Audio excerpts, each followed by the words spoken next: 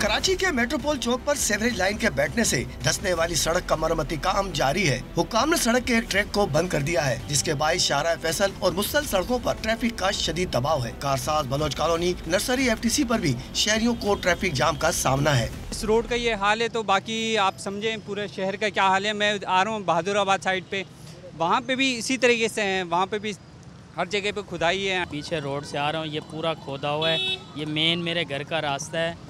तो अभी मुझे पासपोर्ट ऑफिस जाना है, मुझे 9 बजे पहुँचना था। अभी देखो क्या टाइम हो रहा है। उस तरफ ट्रैफिक जो है वो इस कदर चौक हुआ है कि मैं बता नहीं सकता। मैं 8:30 बजे ऑफिस आने वाला आदमी हूँ और मैं इस वक्त 9:30 बजे ऑफिस पहुँच रहा हूँ और बिल्कुल नेक टू नेक लगी हुई गाड़ी, बम्पर टू बम्पर लगी हुई है। वाटर बोर्ड हुक्काम ने 2 से 3 रोज में काम मुकम्मल करके सड़क को खोलने की यकीनदानी कराई है। इंशाल्लाह पूरी हमारी कोशिश यह है कि 2 से 3 दिन के अंदर इसको ख़त्म कर लेंगे।